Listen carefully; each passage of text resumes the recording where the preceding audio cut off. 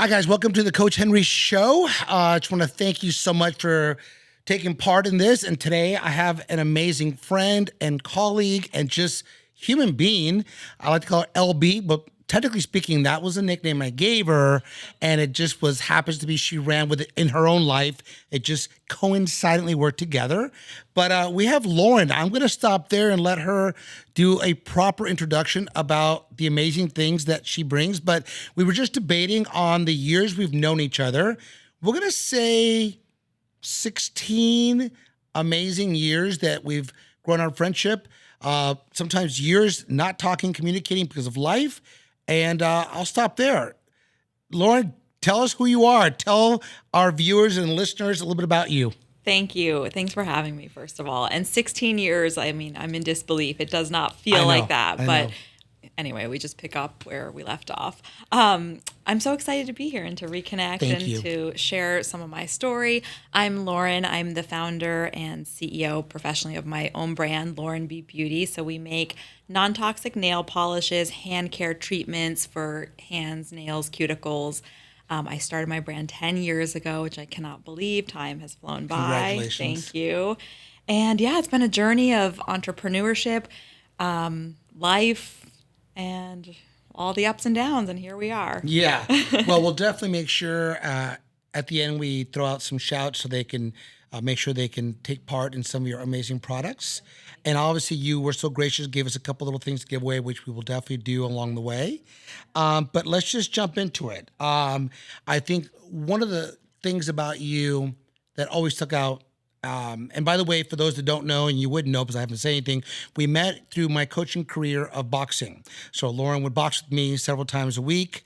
So in part of why people always ask me, why is KO, what KO was, which I'll ask you what that meant to you. But a part of that was where we would just, I think, be vulnerable, right? It was a vulnerable place, but it was safe. All joking aside, things were kept, and it was a healthy place to work out and a place to grow.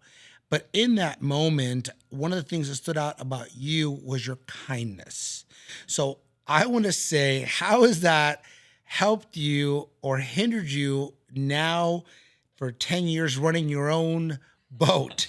Because, being kind has its moments. So. Yeah, that's a really great question. I do think that's one of my best characteristics, is that I'm a kind person. And, I remember through my life, once I was actually, and I can be vulnerable and share that I was in therapy when I was in my dating before I met my husband. And I said to this therapist I was talking to, I'm so kind and I feel like people take advantage of me and walk all over me. And maybe I should just not be so kind and be a little bit more tough or rude, or I wish I had this person's audacity, a little piece of that person's audacity. And she turned to me and she said, Lauren, you should never apologize for being so kind.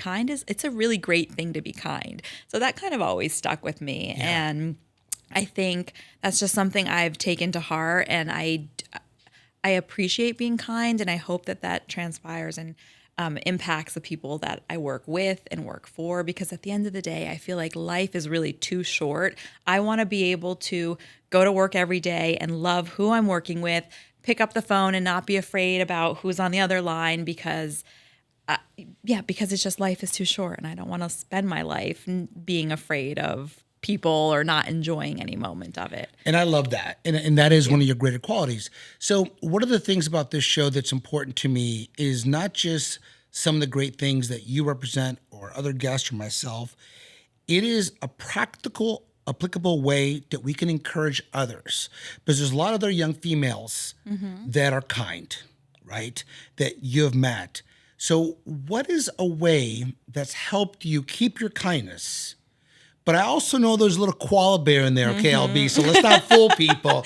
Okay, remember, koala bears are cute, but when they are ready, it's true. They are ready. It's true. So you are no doubt a little koala bear. So how do you find your balance? What can you tell another generation, any generation for that matter, how to keep that in check? Yes, and you're right. It's don't mistake my kindness for weakness. And that has been so much of my career. I started out, pretty young, and I was definitely treated a different way. So I had to learn how to still be kind, but also get what I wanted and let people know that I mean business when I meant business. And so, yeah, the balance of it all. I think just be true to yourself, and that is important, but you also do need to know like what you'll settle for, know your worth, have confidence. All of those things are very important too, especially when in your own business. And you need to just be like the best at what you do, and yeah, be the best at what you do and have that passion every single day. So yeah, I mean, I guess it's a long answer to having No, a lot of and different. everything you said, I agree with. And I guess the coach part of me is this: is someone hears this, they see you, CEO of Lauren B, an amazing product, Thank you. truly, and that how you make the product, which we'll talk about at the very end, because you should be proud of that. Thank you. That you I are. am. And I'm glad you are, because you're being intentful, right? And that's a big word. But we live in a society, in a culture where not everyone's thinking about anything other than today, right now, this second, and not for the right reasons. So, what helps you? Is there a practical tool or something that you do that helps keep you in check, that when someone does confuse your kindness for weakness, how do you go about it? I think, first of all, I try to, and life's not perfect, but I try to surround myself with people who are supportive and who really are appreciative of what I'm doing, and just like kind people. Like I said, I want to work with kind people. So hopefully I don't get into those situations so much anymore. But when I did first start out, I had a lot of situations where I was not appreciated or treated differently. And I will not say I'm not definitely not perfect. It took a lot. It took many years to learn how to deal with those types Yeah. of people, how to communicate effectively. I wouldn't say I have like tools per se. It's just about, for me, like coping and knowing what I will stand up for and what I won't stand up for, and how to handle it still with finesse and still be, do it with a smile per se, but get what I want at the end. And there's no real science to it. It was just practice. And I always tell young people, you can't really learn a lot of this in a textbook. You can't learn how to be an entrepreneur. You can't Yeah. learn how to run a business by reading about it, by buying a guide online, like you Right. said. You really got to be in it. And I think it's the life experiences that have just taught me coping mechanisms, taught me how to communicate effectively. And ultimately now I choose to only work with people who I surround myself with people who are like-minded. I only want to work with people who respect me and who can communicate and Yeah. treat me with kindness back. And I love that. And I think you said it twice because it means something to you and it means something to me. And that is, you won't settle and know your value, right? And I think it comes down to that. Because if you think about it, it's when you don't know your value, then you deal with whatever, you take whatever, Totally. and you're okay with it. Yep. But our goal, and anyone that hears today's show, I would hope they go, okay, well, what does that mean, you know your value? So if you were to talk back to your 10, 14-year-old, well, when we met 16 years ago for the sake of this conversation, and this Lauren said to that Lauren, don't forget this, and this is what helps me. You said coping.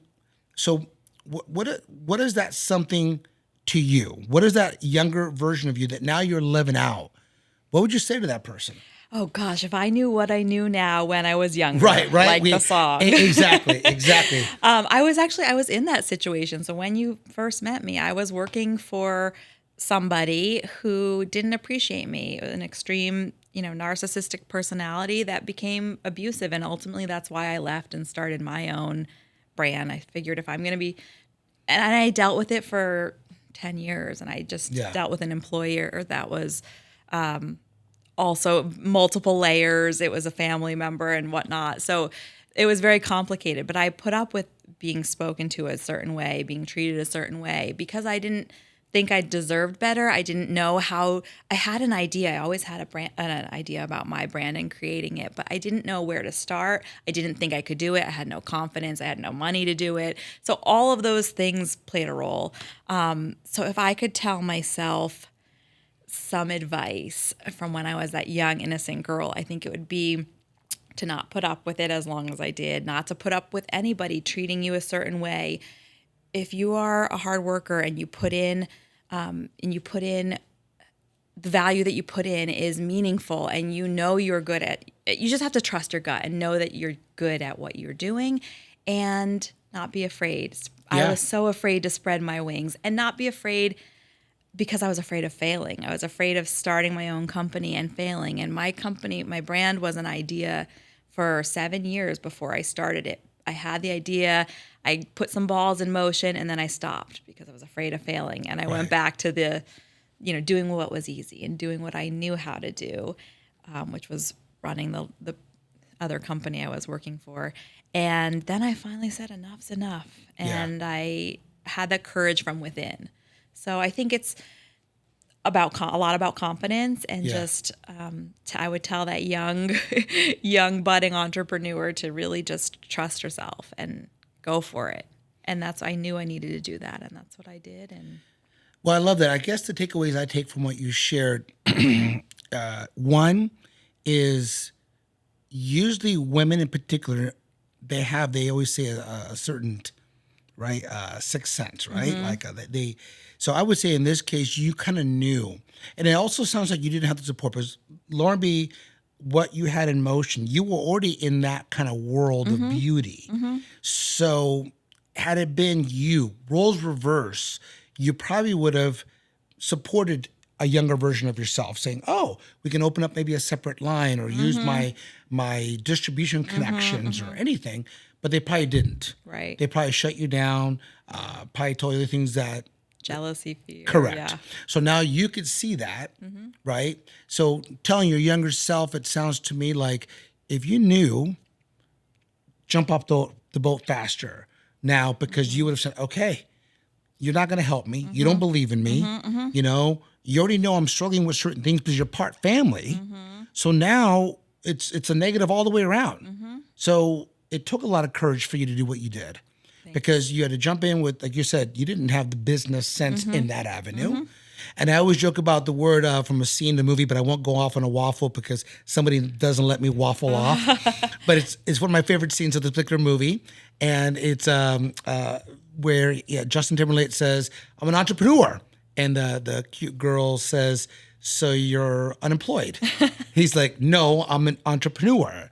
So she then sarcastic says, well, what kind of panure are you? Right? So that just stuck, right? And then he goes on to say, and she's like, oh, and like, it was a pretty cool scene. I'm going to get that because I know I'm going to reference that a lot of times. Yeah. But in thinking about that, your younger self, now you have family drama to deal with. Now you're like, you doubted yourself, but I know I need more. I want more. So tell me, once you made that jump, once it was like, I'm in, just how did you feel? Scared, first of all. Yeah. Scared. Is this the right decision? Should I have Doubtful? stayed? And doubtful. And to be honest, I've learned that's a wave of emotion that kind of comes with entrepreneurship. Yeah. Even, every few weeks, every few months, I'm like, what am I doing? And you question your whole worth, and then something amazing happens and good, and then that solidifies, this is why I'm in this, and this is why I'm doing what I do every day. But so many emotions. Also excited that, and free. I felt really, freed from my situation, and I just think lots of a roller coaster of emotion. But I'm really proud, like now, fast forward to today, I'm proud that I've created the line I've created. I'm proud that I've hustled and worked so hard for the past 10 years. So now I can look at this range of products that I've created and a brand that I created from nothing. Yeah, so I want to stop you there for a moment because I think it's so important that we take that, because I have a thing I asked my previous guest, a 60-30-10. I'll spare you the graph, but it's a wonderful graph. 60% to me is a percentage of how we should focus on the now, the good moments, the gratefulness of our life, 10% of the past and learning and growing and reminiscing, but not reciting there, and then 30% towards the future. You got to plan ahead, right? So that being said, tell us a little bit about your products in the sense of, if you had to nail 3 things that you're really proud of, why would, not a selling point, but it's a true fact. You are the CEO, the founder of something really special, a lot of blood and tears and joy into this. But it all brought you here. So, two-part question. Part one, tell us about your product in a way where it's like someone's out there going, okay, I want to try it just because I heard the CEO founder speak about that. Tell us that, and then I'll tell you part two. Sure. I'm proud that I've created the world's healthiest nail polish that works like gel nail polish without harmful chemicals, so that anyone can feel beautiful, look beautiful no matter where they are, and not have to compromise their health. That's awesome. And I created this because I had suffered one too many bad gel manicures that left my nails damaged. I thought the process was broken, hated going to the salon, hated going to, in the room filled with chemicals, soaking in harsh chemicals, time consuming, expensive. It didn't fit into my lifestyle. So I thought there had to be a better way for busy working women like me, who I'm real with my hands. I type, I do dishes, I open boxes occasionally, to have better products that were easy to use. So we really thought of every single thing with components. We create the caps differently. Show us, I know for those on the podcast, you won't be able to see it, but we'll do clips. Yeah. Those on the channel. Okay, awesome. So things that we do differently, the bottles and caps and brushes are all imported from Italy. The brushes are pre-lacquered. That means they're treated with a clear lacquer before put into the bottle. All these little things sound like little things, but they actually mean a lot when it comes to the quality and the production. And what it means for the customer is just a higher quality product. So when you go to paint, it pulls out the right amount of paint, spreads evenly. Not to mention, I've worked with the world's top chemists to create formulations that are not only healthy because we did remove these chemicals, but we replaced them with healthier ingredients so they still last, they still work, they're still easy to use and beautiful to look at. That's pretty awesome. I mean, think about what you said. So yeah, let's focus on that 60% for a moment. And that is how far you've come, the victories, all it took to get you here. So now, like, out of curiosity, do nail salons also use it, or? Yeah, so right now my focus is largely direct to consumer in this post-pandemic world. I do sell to retailers, so I sell to 500 or so retailers in the U.S. I sell in 15 countries through distribution, who then sell to salons, spas, department stores. That's awesome. And then locally, some like resort spas, some big names like Montage, Four Seasons. So I like the Montage. Those are, I know, beautiful. Yeah, now remember, if you ever need someone to just go check out their new spa, I mean, a little undercover, would you get a mani-pedi? Oh, I do. I get the petties. Okay, I get the petties, and the new one that opened up in Westlake, I might have tried it out already. Oh, yeah, LA. Yeah. Pretty nice. They're nice. All right, beautiful. so you got that going. So a little bit of everywhere. Whole Foods, natural markets like Erewhon. But again, online. Erewhon, number one. Okay, bougie. Erewhon, you're hearing this. Okay, you got to spend $1,000 just to get in the door. But think about what you just told me. Something you developed. Right. Your name on there. Yeah. Whole Foods, Erewhon. Montage Resort, Gordon which is Taylor, Anthropology. I could go on. But. Wow. But I mean, that's why I'm saying take a moment, because I know you don't probably do this enough, but I want to just say to you, great job. Thank you very because much. Before we take on the world, which we both do being preneurs, we can't forget how far we've come. Right. So congratulations on that already. Because I know what's next is going to be even more amazing. We'll get to the 30%. That's the future. Yeah. But we gotta remember this, right? So congrats. So Thank part two of that was your why then. I think you shared it. You know, you overcame so many things. So now you're married. How long? 5 years. We've known each other for 10. Congratulations. Thank you. And your kids are how old? I have a 1-year-old, just turned 1, and a 3.5-year-old. Names, please. Grayson and Bryn. Okay. Yeah. All right. No, they're my joys. Beautiful family. Thank you. So now your why within your family is, I imagine, to provide some of the financial security, opportunities. So how do you bottle that up, no pun intended, to take this product and 10 years that got you here? What excites you now to drive it forward? Yeah, I think my why has definitely changed. I started because I wanted to build something for myself, and I was working so hard. I said, why am I working hard to make somebody else wealthy and famous and all of these things? So that was my why when I started. now I would say it is I didn't have legacy in mind, but now I definitely am very proud again to say that I've created a brand very personal with my name on it that hopefully my kids will it would be amazing if it was a household name one day, like, OPI or SC, and my kids could look and you say, definitely have the starter kit and then some. Thank Okay, you. I mean, well, from your mouth to God's ears. I have sometimes a direct line. I love it. It gets shifted left and right sometimes, but every once in a while, even a broken clock's right twice a day, right? Yeah, that's right. So, so I hope that it would become a household name. That would be amazing. But not only that, I just want to be able to contribute to my family financially, to be able to have a comfortable life, to be able to give for my kids. I really do everything for my kids, and my husband as well. But my kids are so dependent on me right now. They're so young. So all the sacrifices when it's really hard, because let's be honest, most days now it's real. I mean, I guess always, but it's been really hard to get up, to build a business, to keep driving the mission forward. So it's really just to provide for my kids and to give them a life that wasn't, I know everyone says this, but not what I had growing up. Well, I think, look, at Ed Milet says, shout out to you. I love you. He has an episode that really helped me a lot. And he said, I want to be the one. He goes, every family in the course of generations has somebody that changes the magnitude of the scope of the direction of the family.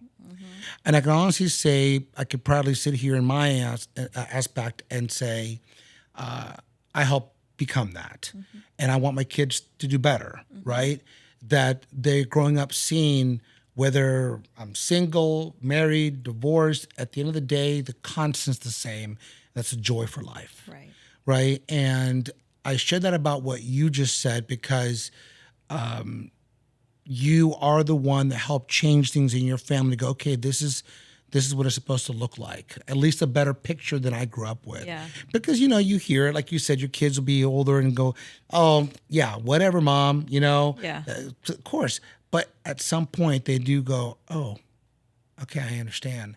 So real quick on this part, thank you for that. What would you say in the preneur world? And listen, I get it. You and I both know getting payroll, running low on money, raising money, a product doesn't go well. I mean, there's so many things. So many things.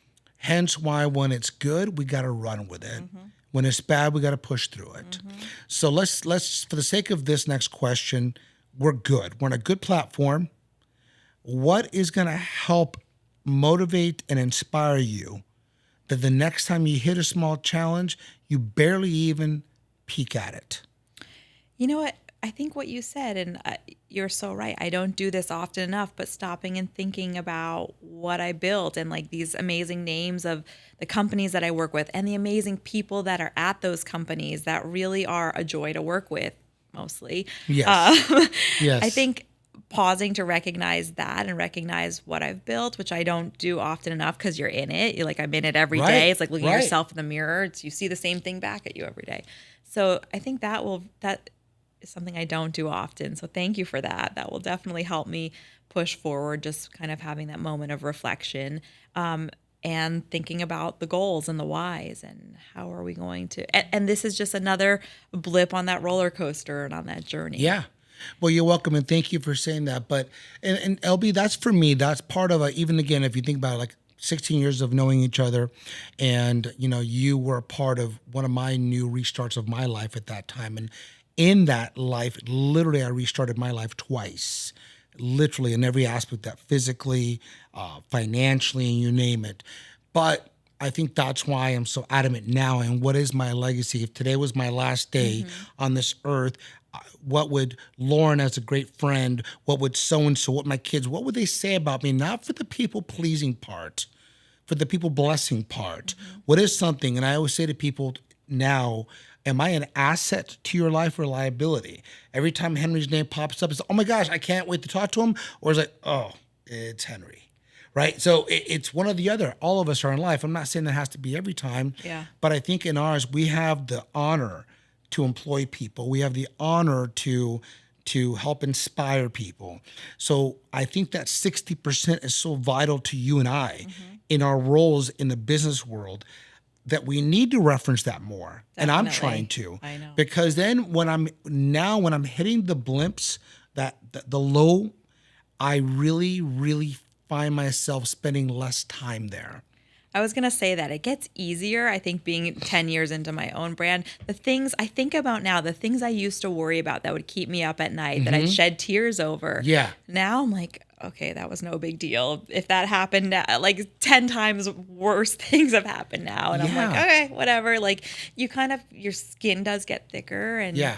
you recognize those moments and try to remember all the accomplishments to keep, or do whatever it does to do whatever it takes to get you over those humps. But I love that. So I want to ask both of us, because I've never answered this question on the air yet, and I've never asked it.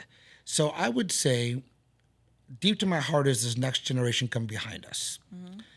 And they don't need to hear you don't know what it's like. No, they don't. And you don't know what you have. So let's just skip all that and go, how can we penetrate them? What can you and I both say to them? So I'll start by one and let's try and come up with two. I'd say, look, find something that you love that is something true to you that makes a difference in your life and others, whatever that is. If it's a hobby at first, but what passion, what drives you? Well, I'm a good writer. I'm a good artist. Okay. Well, how can you harness that? So that's part of this for me to share that. And then the second part of that, and then I want to hear what you think of that is, well, then create things that will help you become the best at them. Learn to have grit and grind, right? So what do you think of that question? yeah, to piggyback on what you said, learn how to have grit and grind. You have to, and you have to find something you love to do, but you really have to be the best at it and commit to yourself that I'm going to be the best at, I'm going to create the best nail polish. I'm going to create the best whatever, be the best writer, because that's what's going to get you up every day. Yeah. You've got to have the commitment and kick your own butt to get out of bed, because I feel like sometimes that generation is like, oh, someone will hand it to me. And Right. you really have to be the best at what you're going to do and commit to that statement. Because no one's going to give it to you. Nobody's going to come knocking on your door, hand it to you on a silver platter. You've got to put the work in. I agree with you. And that's why I wanted to kind of pose that question to you, because one of the things that's been heavy on my heart is no one's going to save me, right? And for a long time, I talked this I did share about is I always thought somebody was going to save me, right? And then I realized that I got to go get it. Because even if you end up getting what you think you want, let's say for you, if I go, what do you really want? You're like, oh my gosh, I want to be a household name. And let's say that's double your number today. So you said 500. Let's say it's 1,000 now, and you're in 30 countries. You are now a household name. But if you don't build it on a good foundation, it will crumble. And that's the beauty of the grind and grit we just shared about, because you are building it on a good foundation. You're building it on hard work, tears, hustle, what it's really like to know to make payroll, to make bills happen, to go, okay, if this fails, man, this is 30% backwards. So all that led to now, and this is why I feel that you and I and other CEOs out there, COOs of any kind, have to truly spend less time on what went wrong and more time on what's going right. Just make what went wrong, learn it, and apply it faster. Yep. What do you think on that? Keep moving forward. You've got to keep moving forward, because if you don't, you'll get, like as CEOs, we are the ones, when we fall down, we've got to pick ourselves back up. We've got to get out of bed the next day. We've got to wipe away the tears and put on the happy face and, do it all again. But no one's going to do that for you. We've got to have that in ourselves to do that. So time goes by fast, I know. and I know today we have to cut this particular episode a little shorter, and we'll definitely have a follow-up. Definitely. But what is your takeaway if somebody just saw this last minute right now, these last 2 minutes with you and I? What would you want them to take away from you? I would love them to know about my amazing brand and that I've put a lot of hard work into it, a lot of blood, sweat, and tears. And, and that there's a value in relationships and friendships like we have. I mean, we've come together after so many years of knowing each other, and you joked around and said something about why I was early today, and then your legacy and when the phone rings and it's Coach Henry. That's why I was here early, because I care so much about you and what you've done in your life, and just always love our conversations.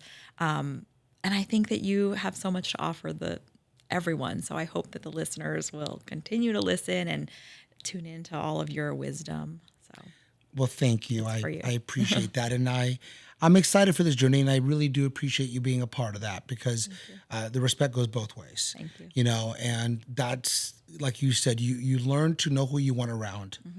And for me, I protect that at all costs now. Those that want, my circle, as they say, gets smaller. But as it grows, because it should grow if something's good, right? If I said to you, name your favorite restaurant, it's going to get bigger because it's good. Yeah. Then let's build things organically the right way, and not be surprised when great things happen to great people. But let's keep protecting our why. So thank you, LB. Thank you. Sorry we got short on time, but I love when time flies. I think, know. It means we're having fun. So much more to say and talk about, but we'll do this We'll again. definitely do another Yeah. one. Guys, shout out to Brownstone Capital for all your real estate investment needs and investments. Also to Vibe Concierge, which more information. Thank you to this amazing friend and guest, LB, aka Lauren. Thank you. And until next time, guys, thank you so much for being a part and supporting us. Thank you.